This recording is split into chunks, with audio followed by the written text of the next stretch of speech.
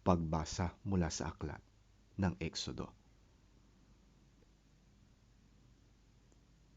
Huwag ninyong aapihin ang mga dayuhan. Alalahanin ninyong naging dayuhan din kayo sa Ehipto.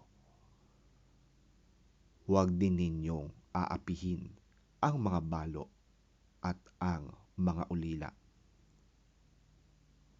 Kapag inapi ninyo sila at dumaing sa akin, tiyak na papakinggan ko sila. Dahil dito, kapopootan ko kayo at lilipulin sa pamamagitan ng digmaan. Sa gayoy, mabibiyuda rin ang inyong asawa at mauulila ang inyong mga anak. Kapag nangutang sa inyo ang mga kababayan ninyong may hirap, huwag kayong hihingi ng tubo, tulad ng ginagawa ng mga nagpapatubo.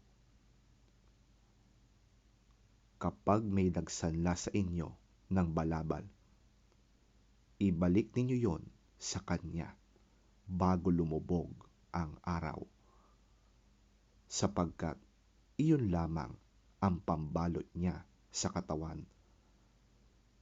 Wala siyang kukumutin sa pagtulog. Kapag siya'y dumaing sa akin, papakinggan ko sila, sapagkat ako'y mahabagin.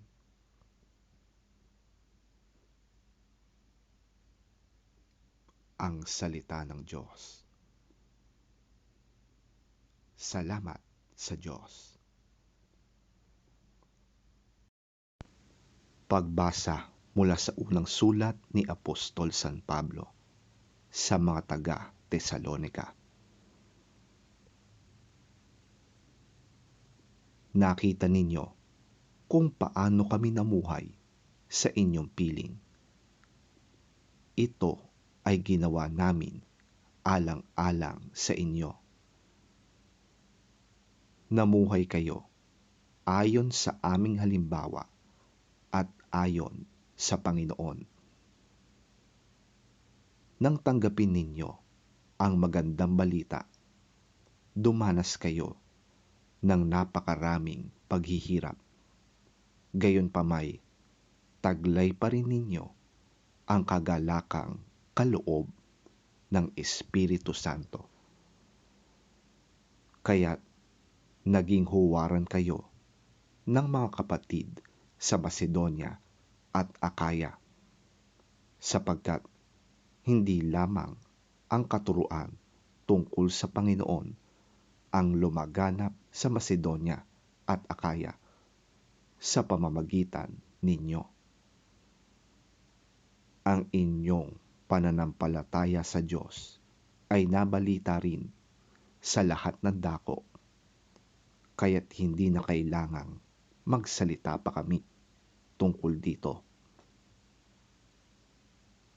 Ang mga taga-roon na rin ang nagbabalita kung paano ninyo kami tinanggap.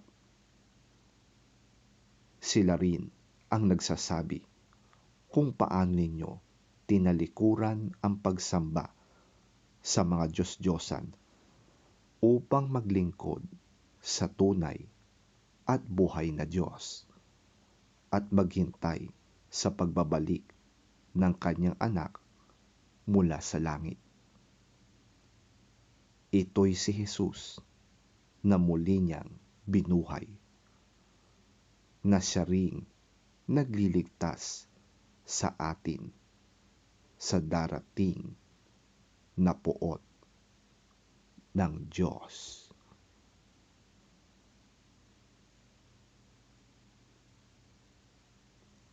Ang salita ng Diyos. Salamat sa Diyos.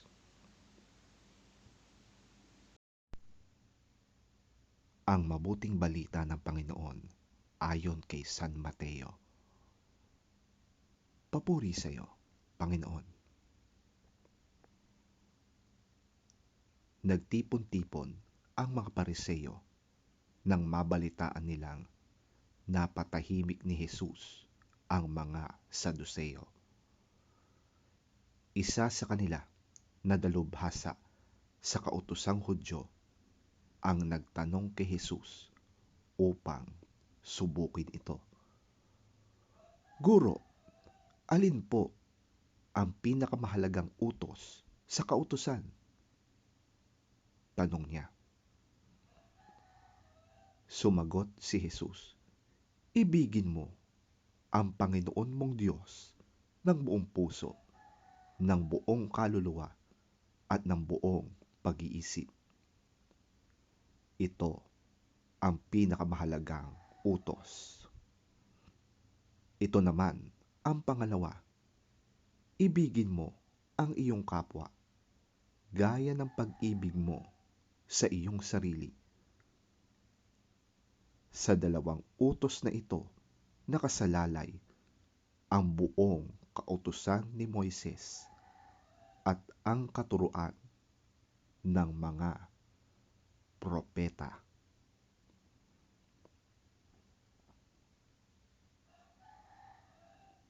Ang mabuting balita ng ating Panginoon. Pinupuri ka namin, Panginoong Hesukristo.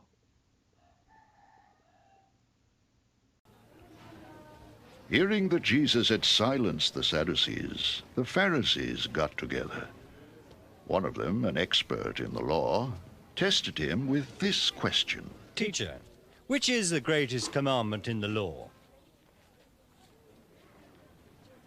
Jesus replied, Love the Lord your God with all your heart, and with all your soul, and with all your mind. This is the first and greatest commandment, and the second is like it. Love your neighbor as yourself.